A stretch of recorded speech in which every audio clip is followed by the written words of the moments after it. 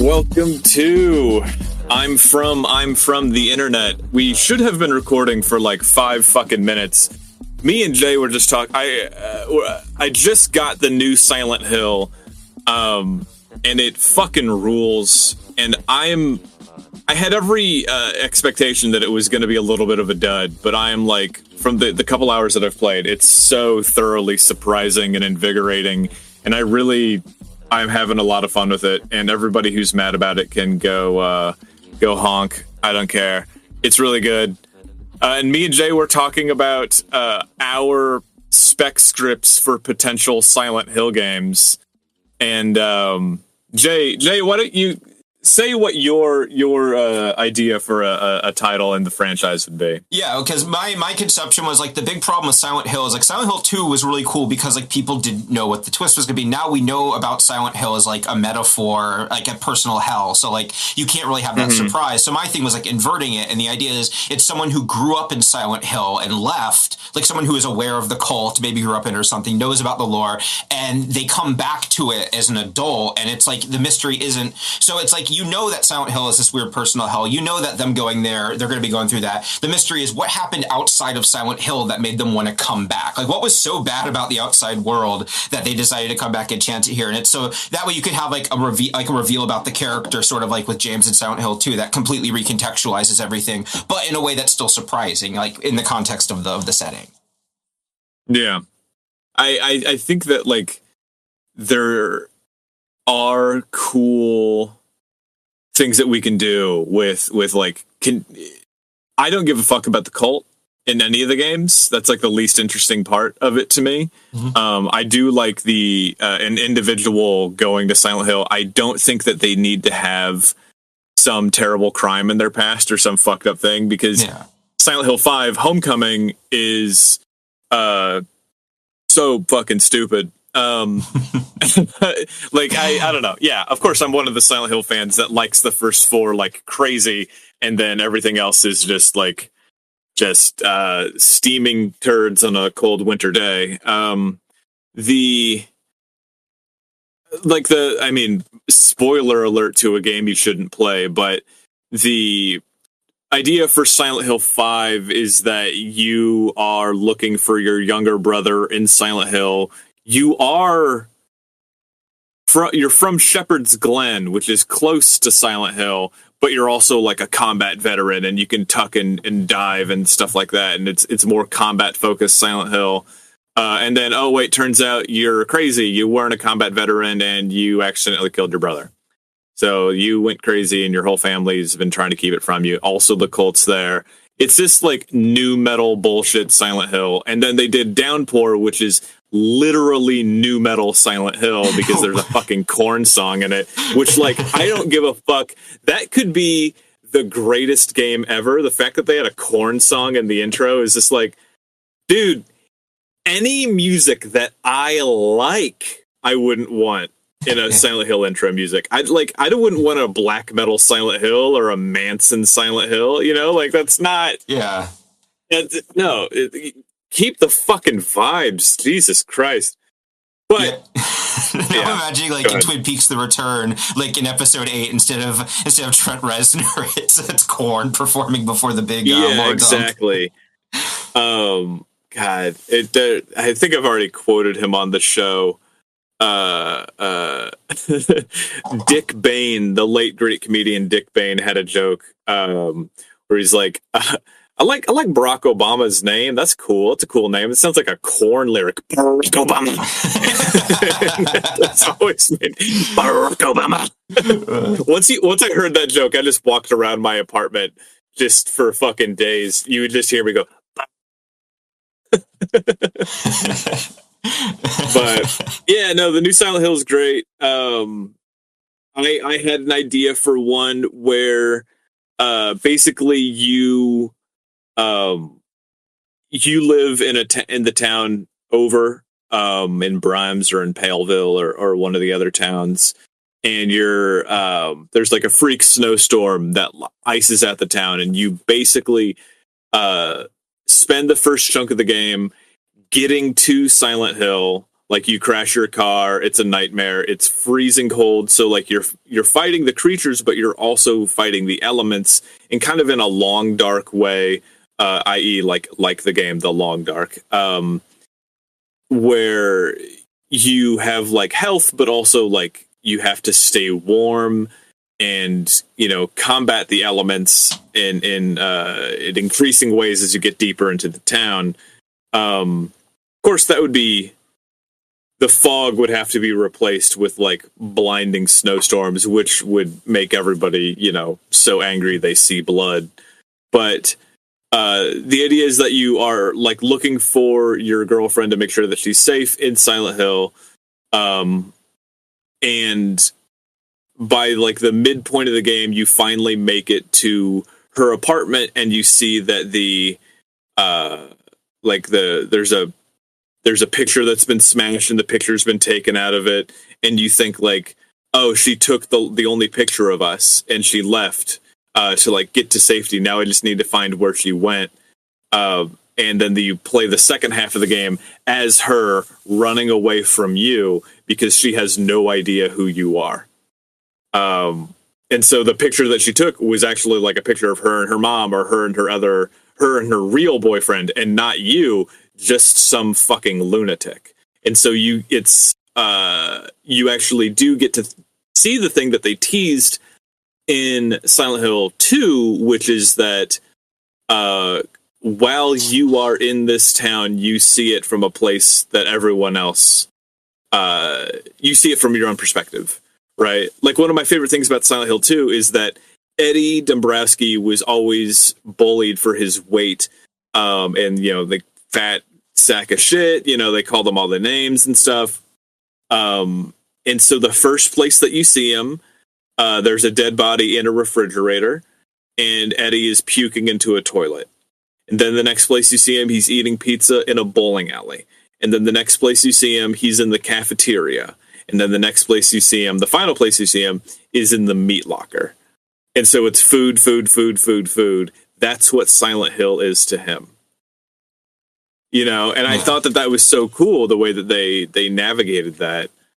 Your concept almost makes me think of like the person in Silent Hill. Like Silent Hill is making them see other people as the person they're looking for, and it's almost like their thing is like they didn't listen to their ex, and that's why they left them or whatever. So it's like their ironic thing is like they're not listening to these people, or telling them I'm not her because they just don't listen to them. Like you could do a lot of interesting stuff with that. Yeah, so that's why I like Silent Hill. It's just such a malleable concept.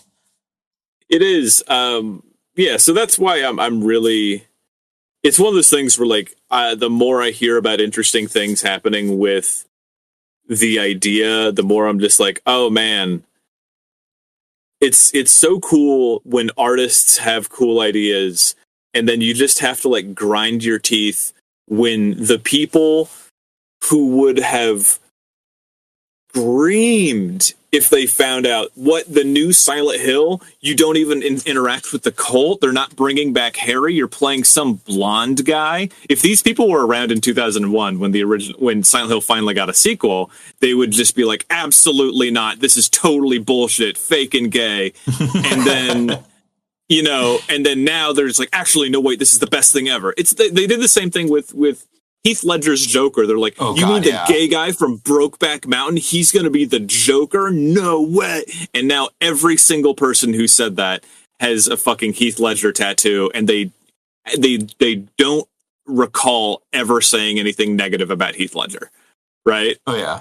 And so having all these cool things where it's like, the reason anybody, if you're not screaming about wokeness, you know, if you are screaming about wokeness, you have no brain and you will not go to heaven or hell. You'll just cease to exist. The people that are like the pissiest about the remake are the ones who are just like, this game didn't make me 14 years old again. It's like, yeah, no shit.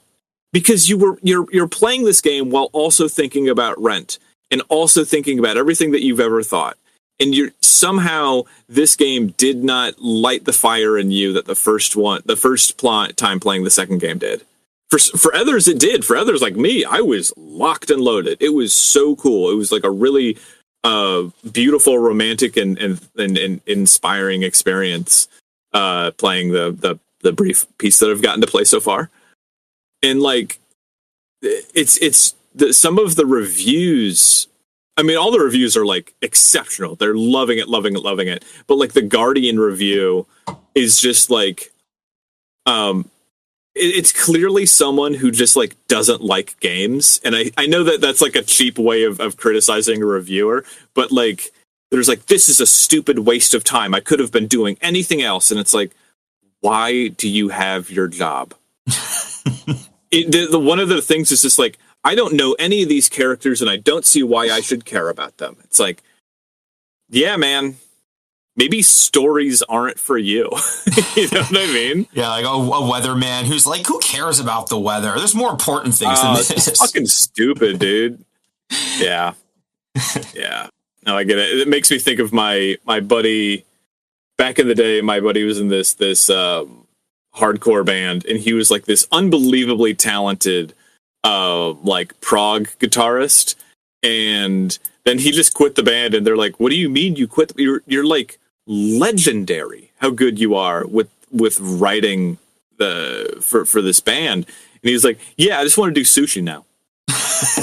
And so he just dipped out and did sushi. Turns out he's schizophrenic, but you know, like, you know, he had a lot of other shit on his plate, but I thought you were going to be like really good at making sushi too. I mean, I'm sure he is. He's you know, high intelligence and schizophrenia are friends for a reason. So I'm sure that he's pretty talented at whatever he does. But you know, I'm sure it's not also like a linear process for him. But yeah, we're recording this because Vanessa got. Well, you know what? By the time you hear this, you won't know who I'm talking about because that episode might not even be out. I don't know. Fucking forget it. Let's get into the episode. All right. Yeah, cool. So today's episode, I've titled it Albert Temple's Furry Webcomic Family. And this is an interesting one because this is the first time I'm dipping into furry history on the show. And this is going to be kind of a neat, we're looking at a first generation furry named Albert Temple who died in 2017. So this is going to be sort of an interesting look at like a person's life and what they built. And it has there's a through line in it. It's not just like a guy, you know. Right. So I have this image here. This was his memorial that was posted on the webcomic he had. This is a picture of him from the 90s. We're going to see more pictures of him going on. But yeah, there's Albert, and then there's his persona next to him. He's back to back with his persona. He's a handsome, I'd say 30-something black man with a kind of a Frank Zappa facial hair kind of thing, like a soul patch and a mustache. He's wearing a collared button-up shirt, and he's got his arms folded, and he's looking pretty confident. And then right to the side of him there is essentially the same outfit, but it's a black cat, you know, anthro black cat with a red nose. Yeah, I don't know. It's cool to I don't know. I find all this stuff very charming. I have no interest in like being a furry, but I think that like, especially when you get back this deep into it, this is something that like, I think there's a part of furry culture where like it just becomes the cool thing to do to have your own persona because it's just like a social thing. This guy was alone. He was born in 1957 and was like, guys, you know what? I'm going to have me as a character, but I'm a cat. And he just fucking ran with it. Yeah, we're going to get into that, actually. Really I have a little bit in the note about where personas come from. We know who the first person who invented personas.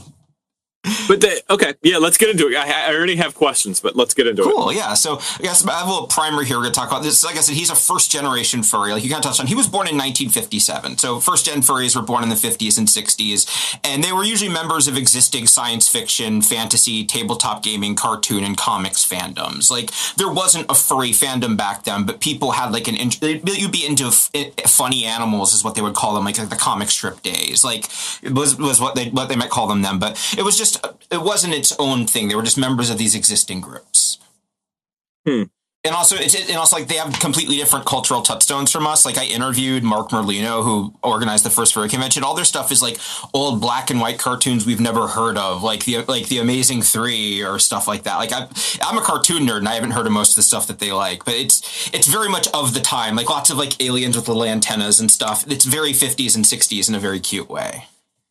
So there's always talk about like, not to conflate furry life with fetishes and fetishism and stuff. Yeah, because I know that they are distinct, but the one way that they are similar is that there's like a enlightening experience that allows you to like realizes it for you, where like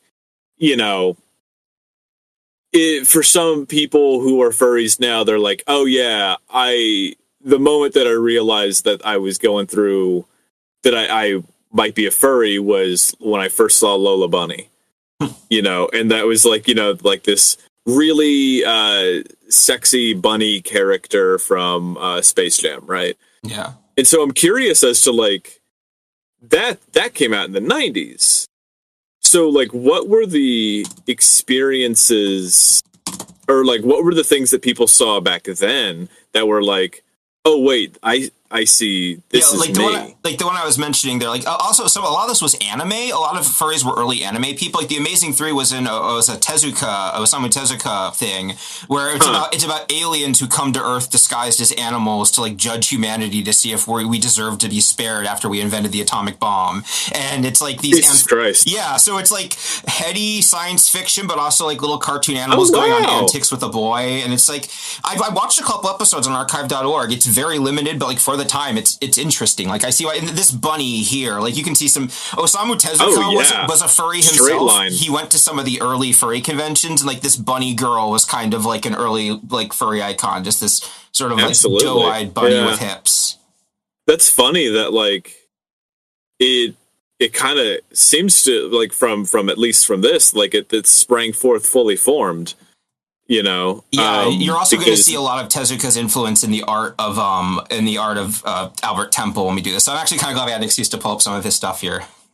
Yeah, for people who are not in the podcasting chamber with me right now, it is it's like a 1950s black and white comic that it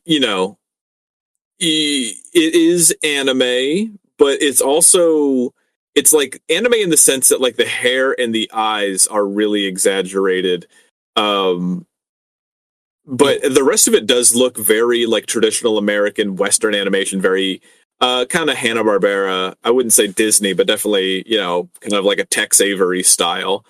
But they like the bunny character is very much a modern design of this like, girl Pokemon kind of thing. That's a great way of summarizing it. Yeah.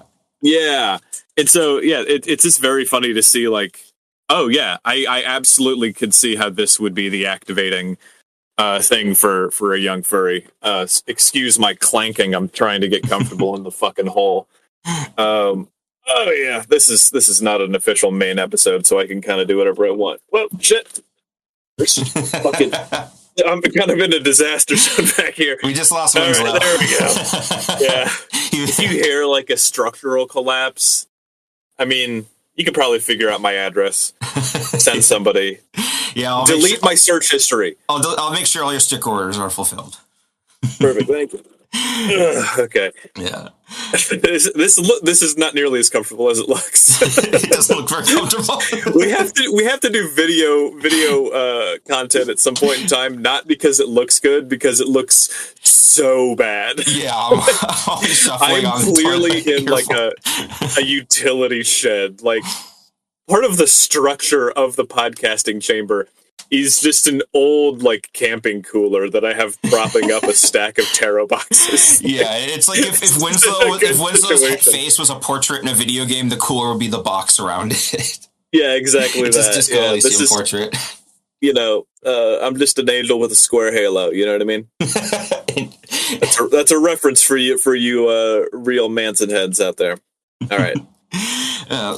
Yeah, and it's like these first generation furries actually predate the concept of fursonas. A lot of them didn't have fursonas. That was at first it was invented in the late 70s by a furry artist named Ken Sample. He started drawing himself as a cougar character named Ken Cougar, and I have this group photo here of these early furries here. Ken Sample is the one on the very bottom right. I can kind of walk you through all these. Going clockwise here. Sorry, on the very left we have Rod O'Reilly, and the next to him is Mark Merlino. Mark Merlino and Rod, they organized the first furry convention, and I've interviewed Mark. He's a really interesting guy. And then next to him, that's Ken Sample, who's the guy who invented the Fursona. And then above him is Andre Johnson, who I'm going to talk about because he ran the Tiger's Den BBS, which was like an early furry internet thing in the 80s. So this is kind of like... This is blowing my mind right now. Yeah.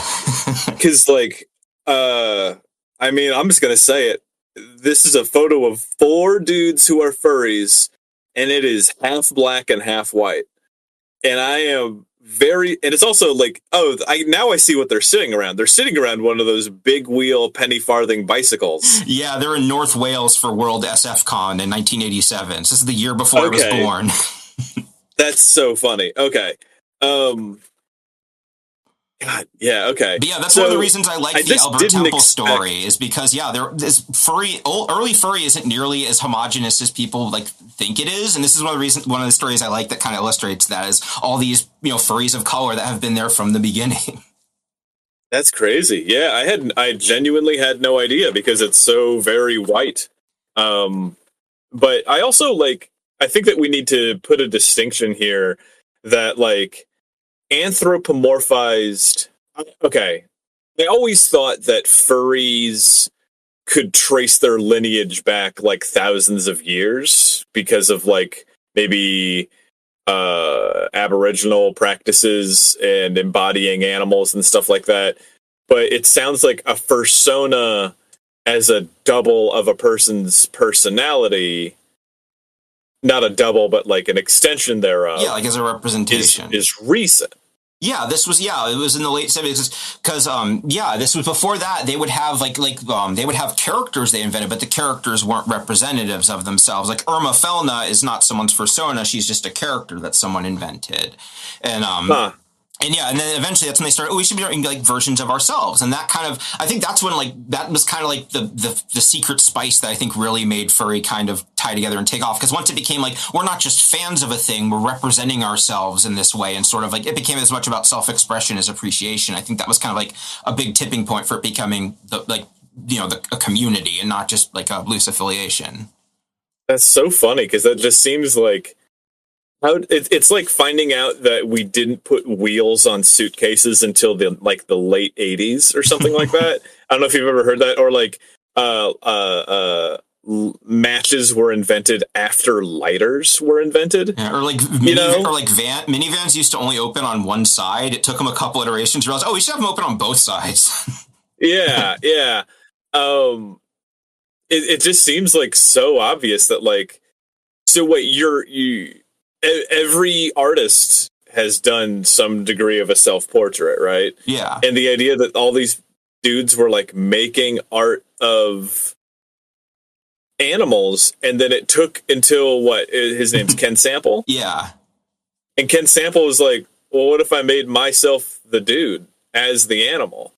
Yeah, and that was it. That's so funny. Yeah, and people are I like this, and then people start doing their own, and and also I like Ken Sample too because he's a weird furry. He's a macrophile. He likes giants, so a lot of you can follow this 80s artwork of his little cougar guy posed on a giant's paw or something. Another one about always being there from the beginning. Just one of these founding members. I was I like giant characters. I draw them and stuff, and it was just kind of his thing. That's so cool. Yeah, and also, I mentioned, Andre Johnson there, he made the Tiger's Den BBS in 1982. So furries have been on the internet long. That's going to be a future episode. I even found a 1991 modem organization group's gangs listing for Stark County within the Elite Den Crew. Circa 1986 to 1987, this group ran the BBS system called the Tiger's Den. Freaking and piracy was involved, although nothing was ever confirmed. Members include Tiger Man, Warlock, and the Messiah. So this is the early internet, the Messiah. Yeah, when it was more call radio signs, when people were more Tiger Man, the Messiah, Warlock. Yeah, I do I'm trying to find shit to watch while I draw, and I've been following things about all right, what are some interesting hackers from history? And I'm sorry, dude, you can't make this shit sound cool because it's always just some asshole taking advantage of some some person with a computer, but their name is like Goku Poop Knife, and you're like, and that was the reign of Goku Poop Knife, and you're like, come on, that's what are we doing? Speed running is a lot like that. Like you'll watch like a 2-hour video about a guy named Jimmy Poopins or whatever. Winslow just vanished. I guess I'll vamp for a bit. Vamp is a character from Metal Gear Solid 2 who is, he drinks blood and he stabs people and he has fangs and he speaks with like a Romanian accent. But the thing is that they don't call him Vamp because of that. They call him Vamp because he's bisexual. And he's voiced by Phil Lamar. Here, I'll let Winslow know. It's cool. I'm vamping. It's a joke he won't understand until he listens to this episode. Yeah, and when Phil Lamar does the voice, but he always gets he's like right up in the microphone. He's like, I will drink your blood, and you can hear all his saliva, and it's just like, Phil Lamar is a really good voice actor. Like, it is hard to make a Phil Lamar performance that I don't like, and yeah, Vamp is like, Metal Gear Solid 2 is one of those games where, like, the backlash against it was dumb, but there are a lot of legitimate reasons why it's not a very fun game, or, there's stuff about it I like. It has a good ending. All the ending stuff is cool, so it leaves a really good last impression. Like, also, like, I'm gonna be real, like, a lot of people of my generation, that was kind of their first exposure to this sort of like postmodern meta sci-fi concept stuff, because like they weren't reading 80s cyberpunk science fiction. I know I wasn't. We were playing video games. So, oh hey, Winslow's coming back, I think, but give him were you talking this whole time? Yeah, I was vamping. Okay, hang on. I said I would vamp, and then I talked about the character Vamp from Metal Gear Solid 2 for 5 minutes. Okay. Hang on. I just have to get my shit back to where it was. Of course. I don't know which one. I think, is this us? Hold up. Let me play it. Yeah, that's the downside of the Silent Hill remake. Every copy's haunted. Yeah. Kids aren't going to get snow days anymore. That's ancient.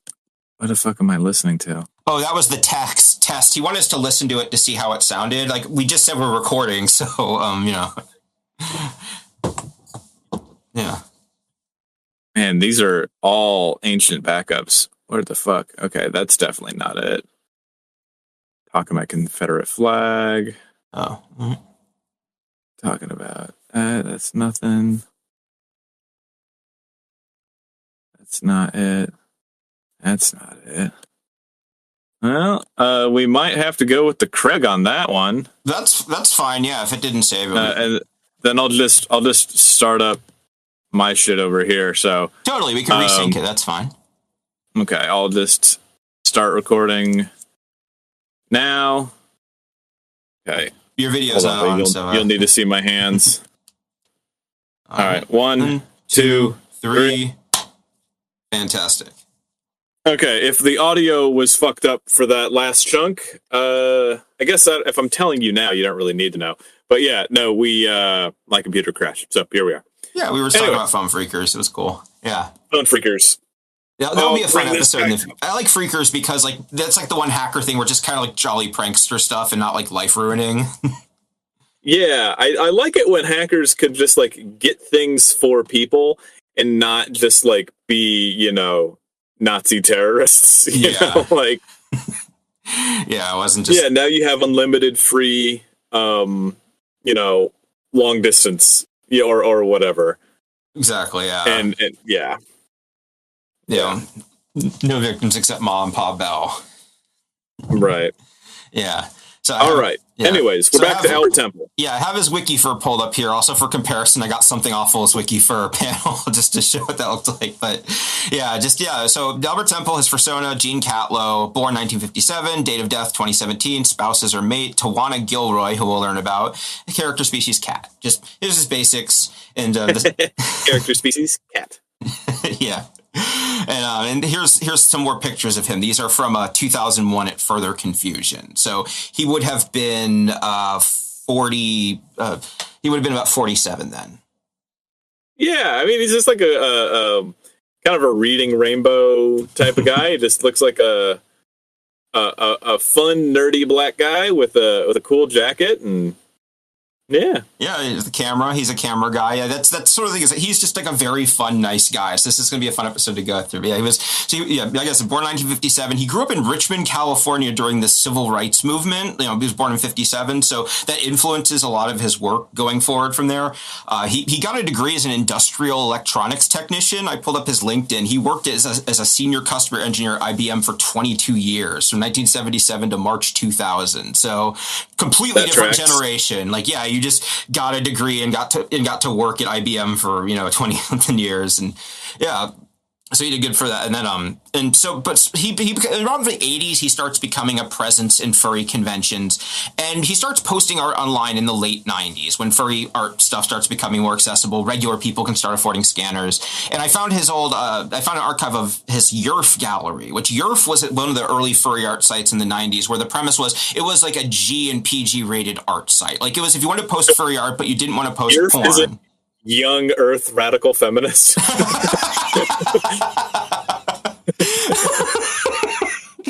Oh my god, that's very write that one down. But no, that's a sticker right there. They all look like yeah,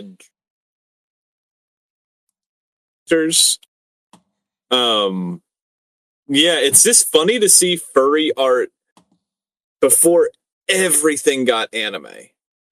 Yeah, this is very like, that's the thing that I feel bad about furry stuff, is just like it's been so commodified and turned into like this pipeline of just like, oh, you want your fursuit? Well, you're gonna go to this guy in Etsy, you're gonna pay $1,000 and you're gonna look, you're gonna have a few things that are different, but like, man, most fursuits are like kind of the same thing over and over again. It's like, I don't know, you've Marvelized your entire thing.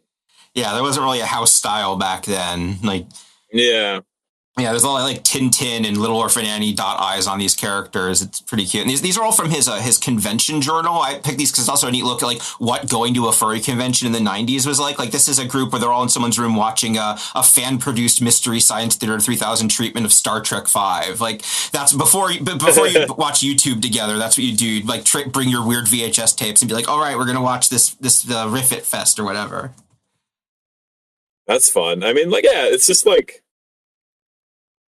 what's funny is that like so many people rage because, like, I don't know, maybe you have more feelings about this than I do, but like so many people are still caught up on like treating furries like, bizarre creeps and freaks and losers and like, some sort of paraphiliacs and stuff like that.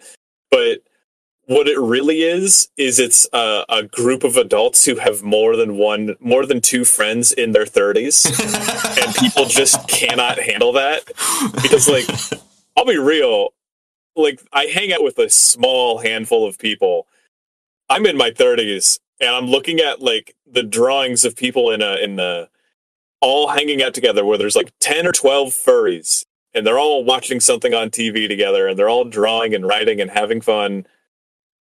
And boy, howdy, it looks nice. I don't want to get in the fursuit. I don't really feel like I'm a furry, but it looks like it's fun to hang out with a bunch of people. Yeah, and those were the nice ones. I did pull up one here that I thought was kind of a neat one too, where this is sort of one of like a negative experience he had, where I think we're not going to read it out loud, but it was like he met someone and they were complaining about like how there was like all these perverts and gay stuff and how they're not real furries. And I thought it was like a neat example. Even in the 90s, there were people like this, but also it's a good example of his sort of sensibilities. Like he grew up in the civil rights movement. He's very into like equality and egalitarianism and like people and justice, and like, he's very cutesy and sincere, a little mawkish, but overall his stuff is very much like get along, be nice to each other, kind of like utopian sci-fi type stuff. And there's a lot of social elements in the stuff that he makes like that, like this one where he's just like he's very much like critical of the community as well, like people not being welcoming. Yeah, it's crazy how, like, I know we were talking about Silent Hill earlier, but like how every community is so dedicated for the community, like there's this dude, bunch of cockless losers who will burn in hell forever. And his thing is like, I'm not like this new woke generation of Halo fan. I'm like an original Halo fan. I started playing Halo in 2016. It's like, dude, Halo like predates Mountain Dew Code Red. I'm pretty sure. Like, that is not where I thought that was going. Oh my god! Like it's really funny. You see the same thing in like Warhammer 40,000, where it's just like these new woke hammer losers are like defiling the true nature of the game, which I have been playing since. And then they list their most recent edition, which dates back to like 2018, and it's like, you fucking loser! Like, I know people with like armies painted with rainbow flags, and the army itself is older than you are as a human being. Like, just fuck off. Yeah, that's one of the reasons why I like to highlight people like Ken when I talk about early furry stuff, because like now it's like now the thing they're trying to do is like, oh, it used to not be like this, it got weird, and I could probably talk about the burn furs at some point, because this was like a whole movement. There was like drama. Like, if you've ever seen the Down the Rabbit Hole video on furries, they talk a bit about it in there. It was a whole thing. Yeah, I feel like the only documentary I ever want to see about furries would have to have come out in the last 2 or 3 years, because I feel like prior to that, it would all just be like grotesque anti-furry masturbation. You know what I mean? Yeah. I can recommend. There's one called The Fandom that was made by a furry. It's pretty good. Like, I mean, obviously it's not like a puff piece per se. It's like favorable, but it's like, it does explore, it's critical. It does a good job highlighting like all the different like queer and people of color in the community. Also, like the different, it does a good job covering a very broad group of people in a way that I think does justice to the concept. So I'll shout that one out. And it's free on YouTube. Yeah, I'll check it out. Yeah. Cool. So to continue, so he launched a webcomic in the year 2000 called Gene Catlow, which is the name of his persona. And it was a webcomic. It starts out, it's just like it's sort of like his daily life, like how he actually worked doing is like a maintenance and repair guy. Gene Catlow works at a big company. He fixes computers. And then, because we're not going to actually talk about the comic much, because kind of incidental to this, but because it's a webcomic, a year later, people are having psychic battles with hitmen, and there's all this lore. Yes, dude. I like how the first comic is just like, hi, my name is Gene Catlow, and I'm here to work on your modem. And then the next panel is like Uzumaki. Yeah, like that is, he just immediately gets this weird cosmology about like computers can get like sentience from being used, and there's like an alternate astral plane and ancient civilizations. It gets really out there in a way that is just very, very admirable. Yeah. I can we take a tangent here to mention? Have you seen the Uzumaki anime that they put up? I haven't watched it, but I saw the thing about the second episode, and I feel bad for everyone who's looking forward to that, but it is very funny. Like, in a vacuum, just like, oh my god. I'm not an anime fan, so I can barely tell what's good. You know what I mean? Yeah. But I did watch the first episode, and it was good. You know, I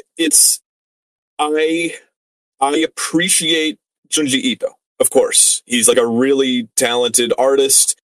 But I very well could be wrong. I feel that like the vast majority of anime and manga doesn't actually have the emotional depth. It's like dark stories to tell the kids. You know, it's very kiddie. And I'm not saying that is a bad thing, but it is very much like this is the freakiest thing that a 14-year-old has ever seen, and not actually unsettling. I think that's why, you know, kind of why the new Silent Hill is bouncing off of some people who aren't like terribly emotionally mature, is because like it is way more serious this time. It's fucking real. The conversations feel genuine and unsettling, and they're acted really professionally. It's very convincing, and a lot of people are just like, no, it needs to be really dramatic or nothing can ever change about it. So long story short, the Uzumaki manga or Uzumaki anime, the first one was good, and then the second one, according to the people that made it, they were just like, we were left with the choice of like, either we cancel the whole thing because they're not giving us the budget and they're forcing us to make it really, really short. You know, the producers were, or we just let it come out and be what it is and just do our very best. And, you know, hopefully enough people will see it and not, you know, think that it was made they made it bad because they hate Junji Ito, when the reality is like the producers just shorted them on money. And so the first episode is really beautiful, and then the second episode looks like it was made in Flash. Yeah, it was in production for like 5 years. It was like a really long, troubled thing. Like I think like they changed directors halfway through. There's a different studio doing the back ones. Like so it's like the first episode is like very expensively and lavishly animated, and everyone after that just kind of looks like modern anime, where it's like very stiff and people kind of like, you know, like the cardboard cutouts. It was kind of supposed to be like a big flagship for Adult Swim producing this anime. So it was pretty, but it is, Well, leave it to Adult Swim to completely fuck up their own mission. So yeah, no, I'm the same way. I like Junji Ito a lot. Like I think I liked him more like when I was first getting into him, like when he wasn't as much of a brand, when it was just like a weird comic I saw on Imager that I had no idea who made it, and it was just like, well, this is fucked up. Whereas now it's like I kind of know who he is. Like when I see a Junji Ito thing, it's like, oh, this is a Junji Ito thing. It's good, it's creative, it's creepy, but like I kind of have a feel for him now. Like I think my favorite of his is the one with the sharks. I can't remember the name, but the one with the sharks and like the gas. That one's really good. Yeah. His version of Frankenstein is really cool. My partner just got that for her niece, and that's really cool. My thing is like, it's all anime and manga is all really, really heightened. It's all like, you know, it's like everything is like keyed up to 11, and it's like, you know, the very outset of Uzumaki is this girl's coming to town. She meets up with her friend, and her friend right out of the gate is like, did you ever notice that this town is just wrong? The whole village is obsessed with spirals, and there's spirals fucking everywhere. And the dad is just like, spirals! And then eventually he's like crushed into a fucking spiral shape, and it crushes his bones, and he becomes the spiral. And like, also, everybody's upset. It's like, everything is crazy right out of the gate because you need to do that because a 14-year-old isn't going to read a comic where the first issue and a half is like setting a tone. And so that's why I really like, you know, I actually really enjoyed Silent Hill 4 and like a lot of the other games and more dreamlike horror experiences like Skinamarink, and even like The Mist and things like that, where it is a real world where people are hanging out in real, and then weird things start happening and they react almost dreamlike. It's not always great. Like Silent Hill 4, you know, the main character's whole thing is like, what? Huh? This is crazy. Like he has no personality whatsoever. But I prefer that than an anime protagonist who has, you know, a magical sword made of moonlight. You know. Yeah. So, long story short, I think that this is a very funny comic panel because it's so dramatic without being anime. You know. Yeah. It looks like almost like a war propaganda poster. Yeah. If you think about it. Those angry eyes kind of look a little Dr. Seuss. Yeah. Yeah. Yeah, like I like his art. Like I like those early furries because like their influences were so scattered. Like a lot, like I mentioned, it's just older stuff, so they're not drawing on the same influences as us, so it just looks different. And I like that. Like when I was digging on this, I found a quote from something Awful's terrible webcomics thread. Like the way they describe Gene Catlow. Should I start with excerpts from Gene Catlow, a furry comic which is batshit insane but still just so nice? It's hard to put into words. Like even the people who make fun of bad webcomics, like it's really nice. Like. Yeah, I also I was gonna make fun of the fact that his name is Gene Catlow, but then I was like, yeah, but there's humans named Guy Man. You were named Guy Man. You fucker. It was you Christopher Johnson. Yeah, I mean, yeah, I just think it's so funny. I remember I was in was at work one day when some dipshit made a comment about somebody. He's like, there's this guy living next to me named Muhammad.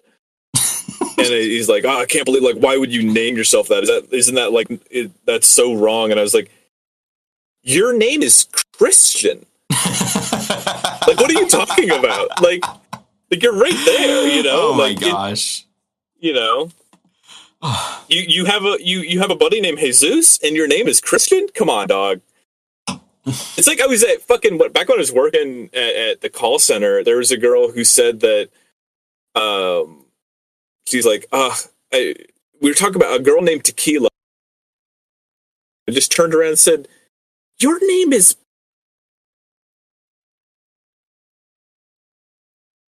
at all. I can't talk. My name's Winslow. That's weird. I think it's a cool name, yeah. I mean, it's funny you said that because, like, yeah, he had a fiance named Tawana Gilroy who worked on it, and her name was Cat's Whisker, was what she called her persona. And she that's so funny. Yeah, and she was in the comic. Like, their characters were in a relationship as well. There's her with him in the banner for the comic. And I pulled up her Fur Affinity, and I found a comparison meme. Like, she was an artist too, so she did some art herself. Just like, man, it's just like when you see it juxtaposed like this, because right now what you're looking at is like, you know, it's a decent enough drawing of the cat girl in bed, looking cute the way that a cat girl can, I guess. But it's juxtaposed against this human woman in bed, a grainy film photo with flash taken of her, and she's just smiling so lovingly and just looks like she's having such a fun time. And it's just like, I wouldn't look past this photo if I found it in a big photo album, but I don't know, it's so human and so loving, and it's like, especially in the context of this show, like the type of stuff we normally look at. Because we're talking about a very important comic that was made, like, important to the people that made it, and you know, largely to the culture that it didn't, I would say spawned, but it influenced. Yeah. And it's just like two people were in love and they made this thing together. And this is just this very intimate snapshot where you can imagine being the guy with his camera that you see earlier in this document, where it's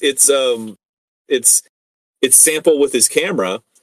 And this is him taking a picture of his beloved partner, who he's made this project with. And it's just very sweet. Yeah, and also this meme template, like I have to explain. This was like furries do these a lot, where it's like, you know, it's like, yeah, what, like, do your character compared to yourself. Like, it's sometimes there's also a version they have what they call a true sona, which is like a version of your persona that looks like the real you. That is like it's sort of like that has like the stuff you're self conscious about. Whereas like my persona has always been kind of like, some people their personas are more idealized or more different than they are, and it's like it's a neat thing, and this is part of that. Yeah. And like you mentioned, like the picturing Levick, he had a very supportive and like almost paternal relationship with a lot of members of the furry community. Like the person who posted those pictures of him at the beginning, they're Blue Canary on Fur Affinity. I found this thing. I found this thing they posted about him where they were just like, there are very few people I've kept in touch with over the years that remembered me from back when I was in high school. I first got into Europe when I was 15 or 16 back in 1997. I got to know a few artists, and Albert was one of them. We were both in Huzzah, which was a fanzine published at the time. And the photos when we first met, I made a series of art trades with him and Cat Whisker in 2000 and brought them as a gift. I never got to visit his place, but he used to describe what was around him in his cassette recorder answering machine. I called it last night to preserve his voice. I did the same when I found out my good friend Lincoln had passed away.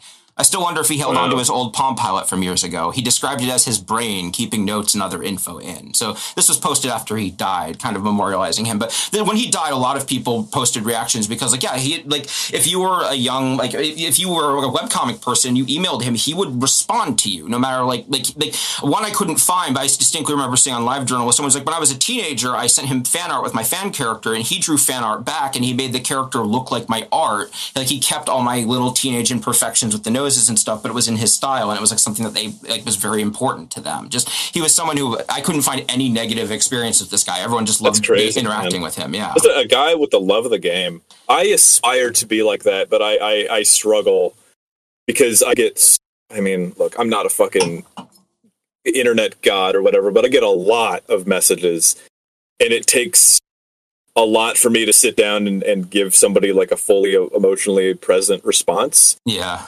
I mean, like, this is completely besides the point. This is also, you know, maybe this will be on the main feed, maybe it's on the Patreon, but like, I have just been burned so many times. Like, recently I had someone asking me for comedy advice, and I gave like a lot of very thought out answers. And then they immediately started trying to fuck me and like trying to get really sexual. And I was like, look, I don't know you.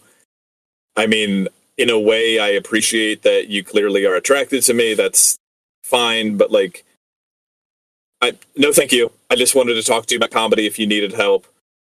But then they just like kept coming back and going forth, going away and coming back with this like weird, like nonsensical conversation starters that didn't like legit. I couldn't tell what they were talking about. And then also like bizarre accusations against me. And it was just like, when you have enough of people like this, it can be really hard to like get a message from a well-meaning person and not treat it as like, is this just going to be another creep in my DMs? You know, I really want to be there for people, but like it can. I'm not saying that I'm not. Please message me if you want to talk. I'm happy to talk to you. This is a much smaller internet too. Yeah, this is a very different internet. You know. Yeah. But it makes me think like my dad. My dad wrote a letter to Mick Jagger, and Mick Jagger wrote back. And it was just like, hey, man, it's great to hear from you. Thank you for writing the letter. I hope to see you at a show sometime. You know, just wrote him like a short letter, but like he got a letter from Mick Jagger in like the 70s, which is so cool. That's super cool. You know? No, I love that. Yeah, and I guess continuing with his thing about being a mentor, he actually mentored an artist named Richard Catellis, who was born in 1970. So, like, someone younger than him. And I'm bringing up because since it's kind of about webcomics, in 2001, he created the pornographic webcomic Kit and K-Boodle, which, if me saying that is probably going to give PTSD flashbacks to anybody from the bad webcomics community, because that was like an infamous comic from that. From like, there isn't a single page in it that's safe for work. And it's not just that it's like, it's not like, that's why there aren't any screenshots of it in here, but also it's not just that it's porn, it's that it's like really weird cartoony. Like I have the list of like like some of the early titles are like Coming to the Rescue. Kit demonstrates how to get out of a hole by getting into a hole. And what happens there is it's like these two cartoon animals fall in a pit and they get stuck, and so they fuck so hard that when he comes he flies out like a rocket. Like it's like that weird. Like yeah, it's the least sexual pornographic. Like it is overtly sexual, but like nothing about it feels horny. It's just like all cartoon wackiness in a way that is, despite being like nothing but tits and dicks and cum. It's yeah, there's certain stuff like that I see that's like really horny. Like you'll see weirdo artists on Twitter who like their whole thing is just like hyper exaggerated like horny drawings, but it's like the same body type literally every single time, the same pose, the same everything. They just swap out the colors and the hair and stuff like that. And it's like, I drew Maria, but she from Silent Hill 2, but she's 650 pounds and she has a mohawk. It's like, why did you just draw your own stuff? But there's some of it that's like so exaggerated that like I don't know how it arouses you. Like there's a lot of like the paraphilias where I'm just like, what?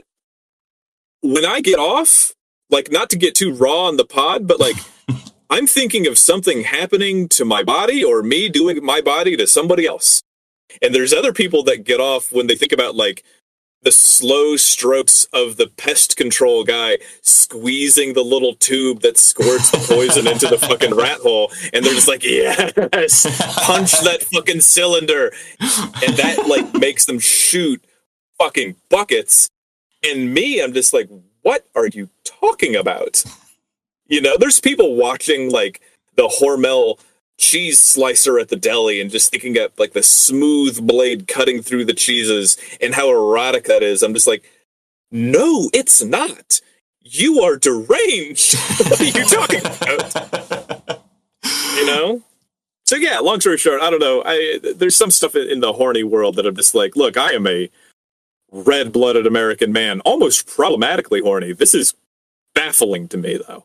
Oh no, I totally get. Like, I think that is a part of why, like, we were talking about earlier about like people kind of like that infighting in groups. Like, I think that is a part of why like weird furries can be really mean about stuff like that. Is because like when you when you're aware of the fact that you're into like they kind of like they're ashamed of it and they haven't internalized it yet. So it's kind of like you find someone else to punch down on to be like, well, I'm not as big of a freak as that guy. So like there is like that sort of like kind of grappling and accepting the fact that you're so out there and like what that means is like that is a part of like having a healthy relationship with that. Not a lot of people, and some people don't always get there. So I'm glad I got there. Did you see? I mean, dude, we run these fucking. I think we're just friends, dog, because we run these pods so long. But not to take to go too far off topic. Did you see my tweet a million years ago about Joe Biden reacting to the news about deep fake porn? And it's just Joe Biden going like, so are we talking like shad base or like umamaro? We're talking like home cooked stuff, or are they using like TK17? And like he just knows all of this stuff about 3D porn, and the advisor's like, sir, like what are you talking? How do you know this much about the world of 3D porn? Are we talking Umamaro 3D, or are we talking? It's just more like a Honey Select situation, because if it's that, we can't really regulate that.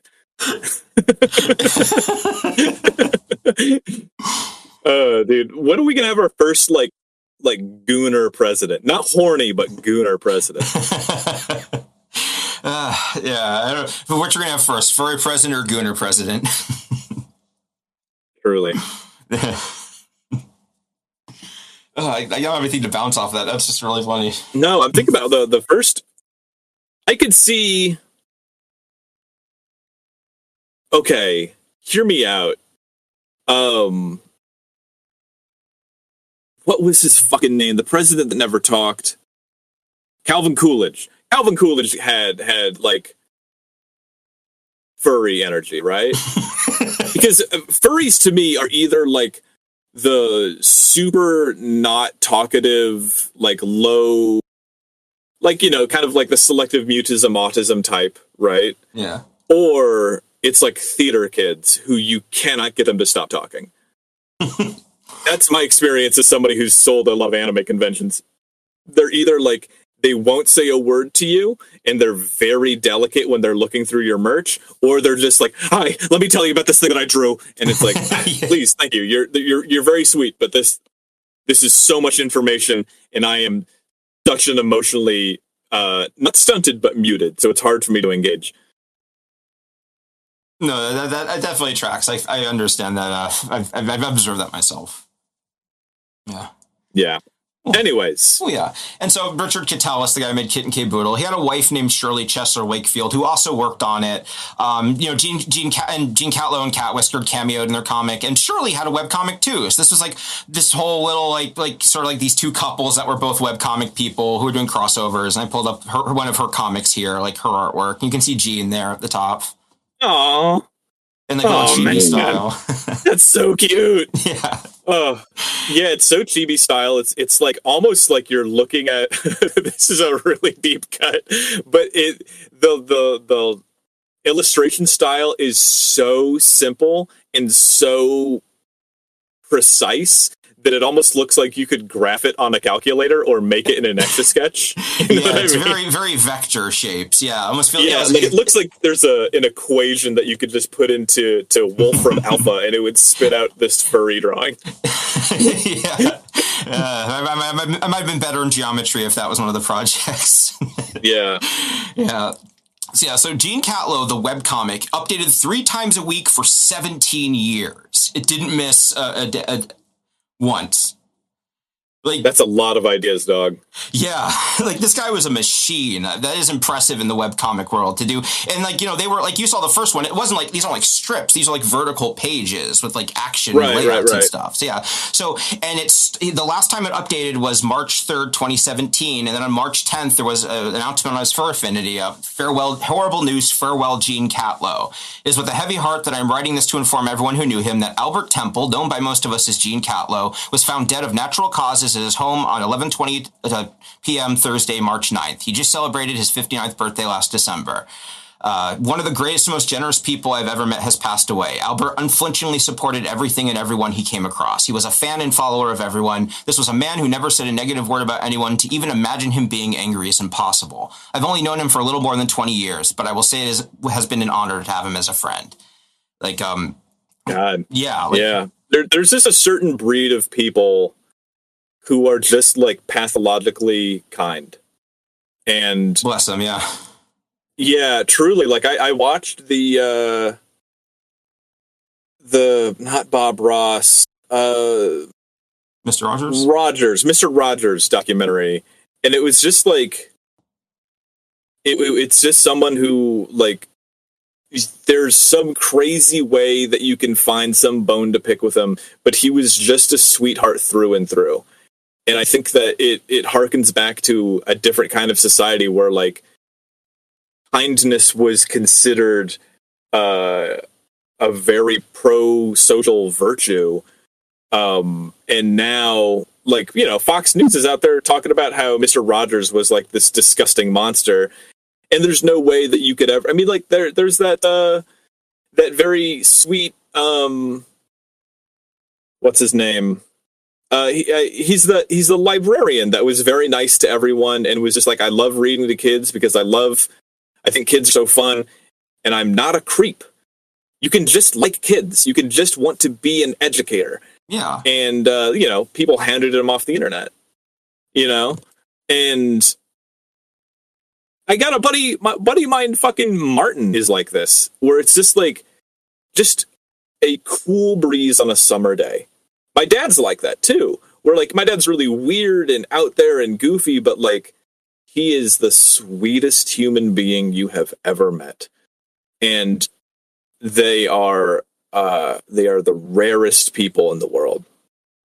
Yeah. You know? They are. And it's sad when one goes out. It's like one beautiful candle being snuffed away, but hopefully there'll be more coming, you know? Yeah, there is more coming on here. But I guess before we move on, when I was pulling on the announcement, I did pull up one here just to have it funny. Or someone, this is a thing that happens with furries, where even when there's some people, you're talking about people not always knowing when to read the room. Like, this is this very serious death announcement, and someone here in characters, their bandmaster character post in roleplay asterisks plays muffled drum roll as a bugler plays taps. Oh, God. That's so funny, dude. God, yeah. I think a personal version that I had was I had a friend who was turning 50, and they posted like a very sincere and emotional journey about being about being 50 and, like, you know, being, you know, aging and mortality and stuff. And in reply, someone was trying to roleplay with them. That's so funny. Like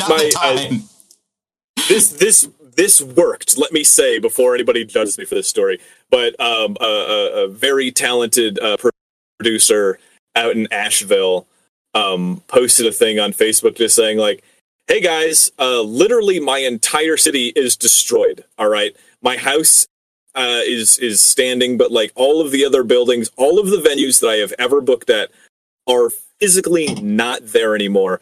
But thank you so much for sending me your North Carolina availability dates so that I can maybe book you on a fucking comedy show. And I just true to form, I just commented, who books this? Who books this? Who books? There's a lot of comments here. Who books this? And because you'll see this shit happen. Because she posted, like, some guy sent in their avails to Asheville, and, you know, there's a chance that this was like an automated email that he sent, that he was like, I'm just going to send this out, you know, every 6 months to let them know. Yeah. That there's technically a chance for that. But what it really is it's a comedian who's never thought about anything but himself. And she just responded, you know, literally every venue that I could book you at has been destroyed by the largest storm to ever hit in North America. But yeah, I'll let you fucking know.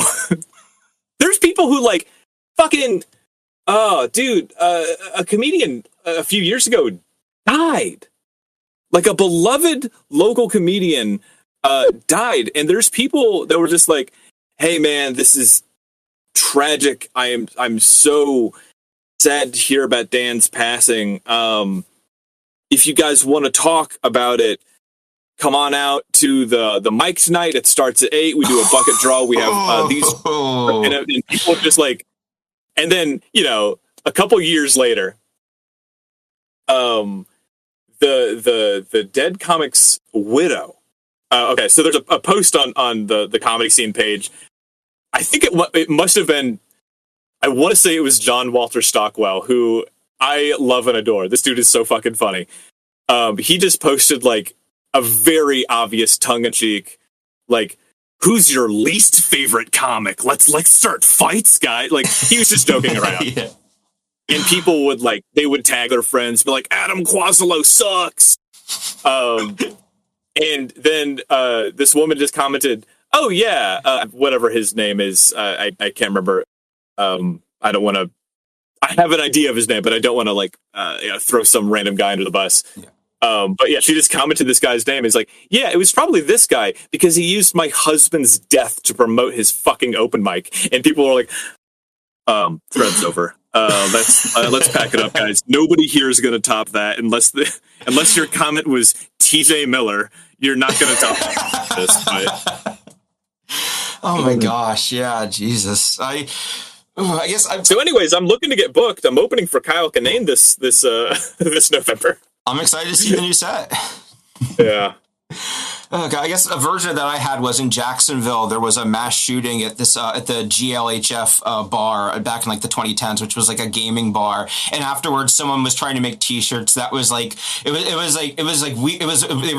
Respawn was what they said. And people coming back from the dead. That's no.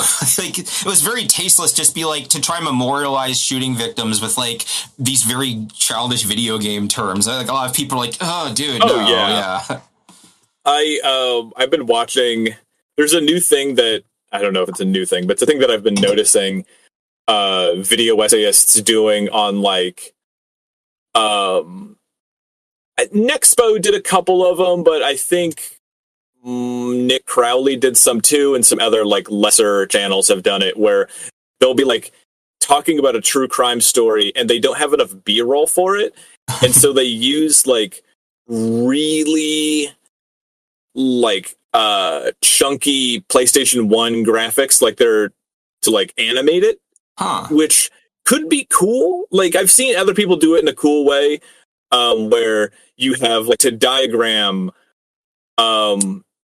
Abstract did it when she did it one where she was diagramming how people got trapped in this burning building, physically, what were the things that caused them to be trapped, right? And then you have this kind of monochrome diagram of a building, and then you have these very standard 3D models of people and where they would be as if you were modeling the thing.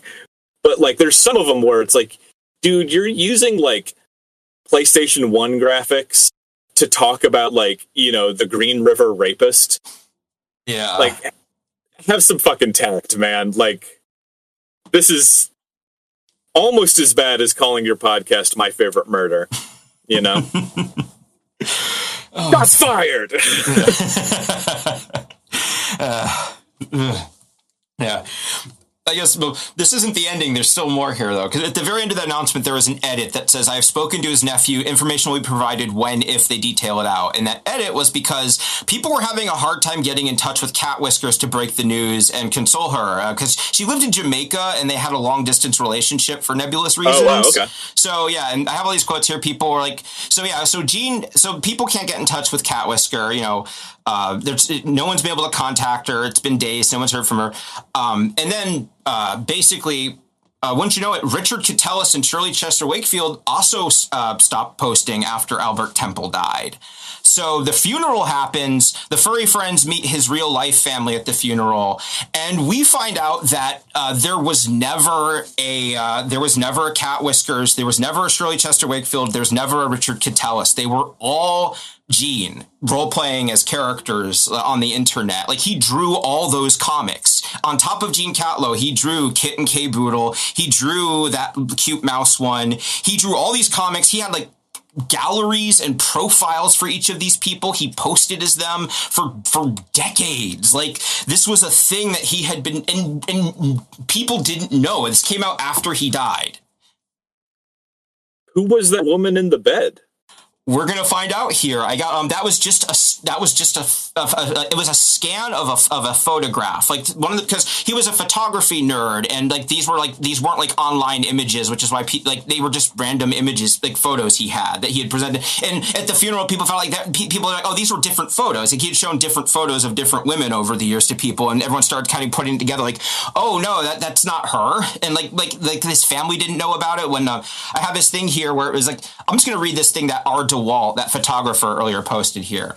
Albert compartmentalized his life very strongly. Family, fandom, work, each got a distinct Albert. I met his boss of 20 years. The man didn't know Al could draw, could play several instruments, knew nothing about Al. He was at the wake hearing stories and said he had no idea who he was working with all those years. The real proofs to me was in working with his family. His personal cell phone was accessible and contained no photos of cat whiskers nor Jamaica. That was the biggest key in this. What guy in a long-distance relationship has no photos of his girlfriend on his phone? Nothing in his phone had any indication that it had ever been to Jamaica. Also, her story didn't make sense. Why was she in Jamaica? Witness protection program, he told me. That's not possible. The federal witness protection program doesn't relocate you to other countries. Additionally, you don't get to keep your old contacts and interact with everyone in your old life. Also, if she was forced to live in Jamaica, why was Al still in the U.S.? Why did he have no plans to move there? What guy that devoted to his love would have stayed in the U.S. for 15 years, only going once or twice a year to visit? That never sat well with me. Like, this is people sort of like realizing in the moment, like, it's like the end of The Usual Suspects and everyone's piecing it together. Jesus Christ. Yeah. Well, that recontextualizes everything. Yeah, it's wild. Like, and you fucking knew that while I was gushing about that fucking photo too. Yeah, it's yeah, to exercise my poker face. Dude, we're gonna have an episode where you're gonna be like, this guy he's trying really hard. He's a painter. He's struggling, and then it's gonna smash cut to me at the end. He's like, he did what? I thought he was just an Austrian painter.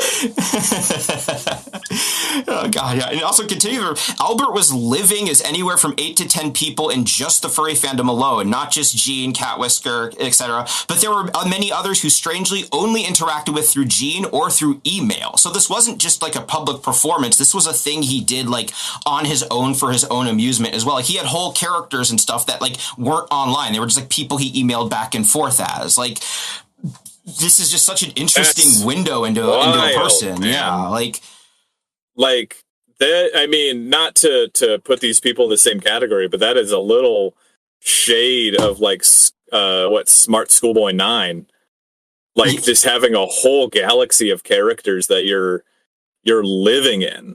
Yeah, and he was a technology collector. So like they said like he had like easily 200 or 300 computers in his condo, and he had a dozen that were active in use. So like he had like separate computers for these people as well. Like he had like little like almost like he built like these, like, and that was a thing in the comic too, was computers having like personal significance and getting like personalities from people who use them. So the fact that in real life he had these little computers set up that were almost like their own people is very just, man, it's so compelling. Yeah, I legit don't even know what to say. Like, yeah, and we didn't find out till after he was gone, so we'll never know. This is just like that's what it's just like just trying to feel like, and like nobody was mad at him. Like everyone was just kind of like, I wish we had known. Like we could have yeah, like they have a quote here. The answer why died with him. His family lost a brother. The fandom lost a van full of people. Gene was so nice and kind. He had enough kindness to be 10 earnestly kind people. Lost a van full of people. Yeah. Oh my God! Literally, a man who contains multitudes. Yeah, this is the day the music died, except it's just the one guy.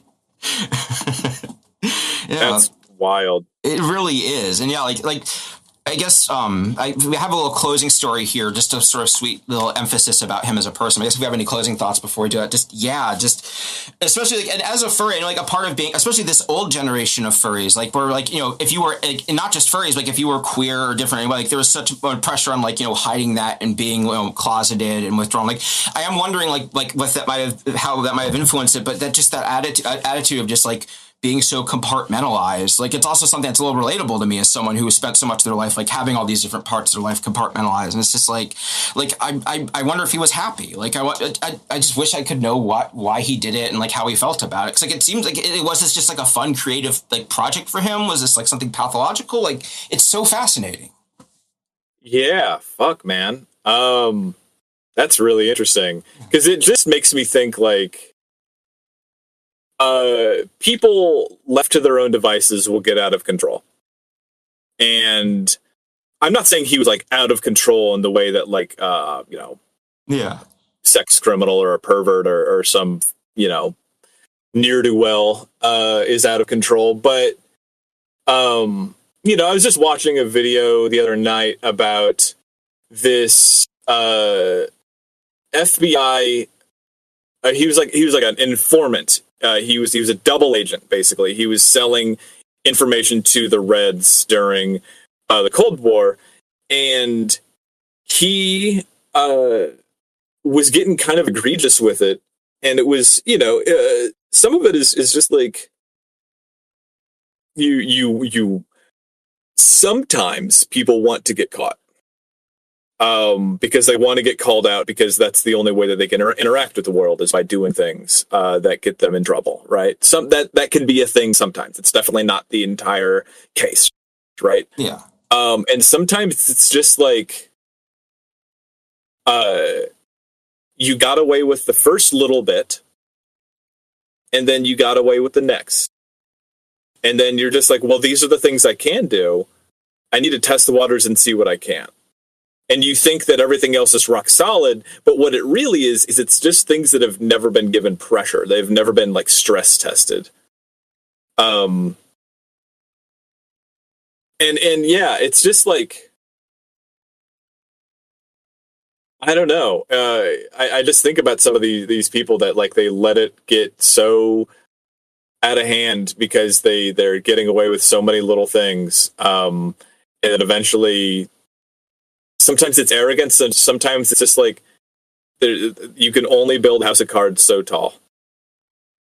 Yeah, and also he started doing this during the 80s. Like people like at conventions and like furry conventions, he would talk about cat whiskers and stuff. So like it could be like this is something that started like pre-internet and just kept going forward. And like now that like the artwork in Kit and K-Boodle very much looks like the artwork in Gene Catlow. But like at the time, like he sort of he said that he mentored the artist, and that was why their styles were similar. And it was just like it was an existing thing, so just out of inertia, I never questioned it. And then only afterwards, I was like, oh yeah, that's totally the same guy. Like yeah, just one of those things like you. Like I could see him like he's just from a different generation. Like in the 80s, like before the internet, like you'd go to these conventions and socialize, and then go back if you were like a nerd, and then just kind of not really have much like aside from your work. And I'm kind of imagining like maybe I'm projecting a little. That's kind of like what I imagine is like someone who just like it's like they feel very alive when they're with furries and part of this community, but it's only something they get to be a part of a few times a year, and then the rest of the time they're kind of by themselves. And I could see them like a lonely, imaginative person just inventing these people and building out from there.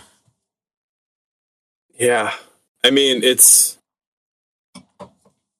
again, like I'm kind of at a loss for words, because it is just like it is someone who is so beloved and was so close to so many people, and so many people had so many good things to say about it. But at the same time, it does, and we can't know if this is how he felt, but it does seem to us to be, in a way, just like the most excruciatingly lonely thing I've ever heard. Definitely, yeah. A man who wasn't close enough to real people, that he made up a bunch of fake people to interact with, and lived a whole life with them. But at the same time, he was hurting nobody. Maybe some people felt deceived by this. I can't know. I wasn't there. But and maybe he was happy doing this, Yeah, maybe this was a creatively fulfilling thing for him. Like, it's yeah, maybe this is his way. Like, because in a way, this could be like he was really living and breathing the whole of his artwork.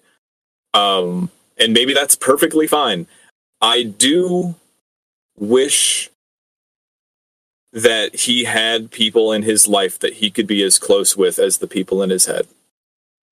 Yeah, because like at the funeral, it's like he had his furry friends, and he had his family, and he had his coworkers, and none of these people like had like they were all knew a completely different person. That's just like it's and like a lot of them are like, I wish I could have known the other Al. Like it's I know everyone kind of compartmentalizes a little bit in their own way, but like that is such a The only other thing I can think of maybe is like also like I do wonder if maybe like him having like a girl, like having like an imaginary girlfriend who lives in another country is a way of like maybe like not, I could see maybe like not wanting to being interested in relationships and doing that as a way of like, especially because back then, like, it's, everyone's mingling and getting, I could see being like, oh yeah, I have a girlfriend or whatever, just to not want to deal with that. If, again, projecting my own stuff onto it, but maybe that's my interpretation. Yeah. And also like, I mean, I feel like he couldn't do this now. Definitely. I don't think. Yeah. Because I don't think anybody would hear witness protection. This is who she is, and this is what she does, and this is a photo of her, but she's in witness protection. Yeah. The way that I don't think like that doesn't make any sense at all. Yeah, the way that people said it was they thought he was just joking or didn't want to say the real reason because he's like a playful guy. So him being like, oh, witness protection, they were like, oh, it's just Al playing around or whatever. So then, yeah, okay. That's I guess to tie to, I have this sort of this story one of his friends here. I thought was a sort of really good illustration. Also, very fun look at like other furries of his generation here. So. I had an old Mouse Systems optical mouse, the one that required the special grid-line metal reflective mouse pad off an old Sun 5. I had it hanging from my rear view mirror. Some people put tassels up there, some put air fresheners. I had a mouse. We were driving, and a red light a good 100 yards ahead of us was red. I jokingly commented, shit, we're running late, hang on. I grabbed the mouse, I pointed it at the traffic light, double-clicked, and the light turned green. He stared at me with this, did you just... I clicked, the light turned green, yes. Now, we all know I couldn't have done that. In truth, I could see the perpendicular's lights and see them turning yellow, so I knew the timing and when to do what I did. It was all showmanship, but it looked like I did it. That was Al. Even when he knew the trick, he loved watching it being performed, and he always seemed to be watching everything for the first time. One of his last trips here, a mutual friend was also at my house, and Gene retold that story. The fact of all things, that was what he remembered and loved, really sticks with me. Just like, yeah, like... He's a fun guy. He just likes doing the trick. Like I've replayed Inscription, so I think like the end with Leshy, like it's just having someone to play with. The score doesn't matter. Yeah, it Yeah. There are a few people in your life that are like this, and it's you're very fortunate if you get to meet them. Yeah. Where they really see past the rubric of day-to-day living, and they're just like, what can we do to have a little fun? Yeah. What can we do to be silly and like to help the world a little bit?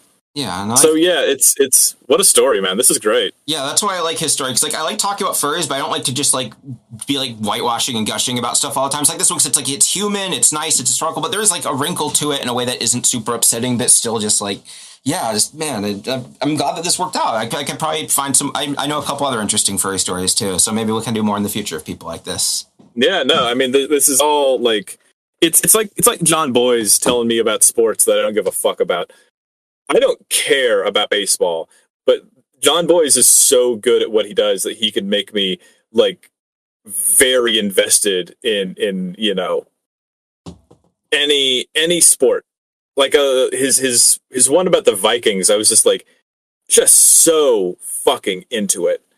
And yeah, so it's I'm here for stories about anything, and that's why I really look forward to the next legs of this pod, man. Me too. I'm really looking forward to it as well. It feels good to kind of play around in these spaces, and we get to tell different stories now too. It's not all just like, hey guys, I'm going to do something stupid. It's just something really stupid. Yeah. And this was great. All of his comics are still up too. So like you can still read Gene Catlow or whatever. I mean, I don't think I wouldn't. It's not worth like I read it as a teenager, but like it's not. I don't think it's like super. It's interesting and weird. So if I've stoked your curiosity, you can check it out. Yeah. Well, thanks for listening, everyone. This has been a lot of fun. This has been really interesting. This is kind of a fucker of an episode. We might even cut this up into 2. I don't know. But if you're listening to this now, we do still have that open call for new topics for anybody with experiences of the old internet and things just like this. People, places, events, characters, happenings on websites or significant cultural touchstones of the early internet. I'm not talking about rickrolling. I'm talking about the first things that you remember doing when you were online. And we have a document that we'll link in the show notes. It's also pinned to Jay's Twitter. And if you check that out, or we should probably pin it on the IFT iPod Twitter as well. Yeah. If you have ideas, we have like 13 pages of suggestions, which is just unbelievable. Thank you all so much. Like I was not expecting to get any traction on this. Me neither. No, but it's fantastic. Tons of suggestions. And we only ask that if you have something to submit, leave your contact info so that we can talk to you about it when the time comes, so that we're not flying totally blind. And if you see a topic on that list that you have any ideas of adding for and you wanted to be maybe even interviewed or maybe even a guest on the pod, if you're like comfortable with that and you're radio ready, just let us know, drop your contact info, and we will be happy to get in touch with you as we're unfolding the next pieces of this podcast that we're building here. Yeah, like as a teaser for our next Patreon episode, I'm working on the Zyborn Clock episode right now, and I've been interviewing one of this head of story for it, and I'm going to be chopping up and putting it on there. So, like, you know, even if you don't end up an episode proper, there's still like a lot of information we could record on there. I'm really excited. You're going to enjoy listening to that. So if you have any interest in Zyborn Clock, also even outside of that, there's just so much fun early internet stuff. Like I love getting to talk to people about the internet. Yeah, man. That's why we're here. That's why I talk to you. That's why we're friends. Well, as always, you can find us at iftipod@gmail.com, iftipod on Twitter. Still doing everything on at Winslow Domain, Mayor of Silent Hill on Twitter. On Instagram, I am at Calculations. You can pre-order my card game and look at all the other crazy shit I'm doing. I'm drawing the characters now. Like the game is rapidly approaching 100% fully complete. The character art is really good, by the way. Yeah, it's getting really cool. It's fun to really invest in like these diverse human characters, and not just the same. Not that there's sameness to the stuff that I make, but like to create the most important pieces of the mood of the game, which are in the characters here. Yeah, and so you can find all of that on winslowdomain.com. And Jay Brandstetter, you're just Jay Brandstetter everywhere, right? Pretty much, yeah. Still just on that, working on the show mostly. I finished up the rough draft of my book, so now I'm just waiting on the cover, and I'm going to put out the ebook and audiobook and everything for that. But mostly just focusing on the show now. Yeah, I'm excited. I put the early version up on Royal Road. It got a 3 out of 5 review, which is perfectly fair. But I had a commenter who really liked it, so it's for a first time writer doing something like I didn't think anyone would like. That's much better than I was expecting. Yeah, man, that's great. Got to start somewhere, bud. Yeah, I'm having a lot of fun. Yeah, this is great. Thank you all for listening, and we'll catch you again soon. All right, see you around.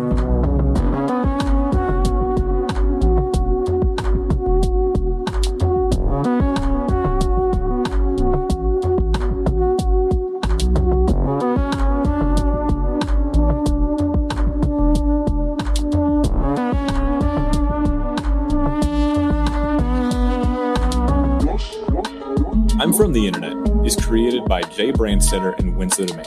Edited by Steve Brown. Music by Steve Isbro.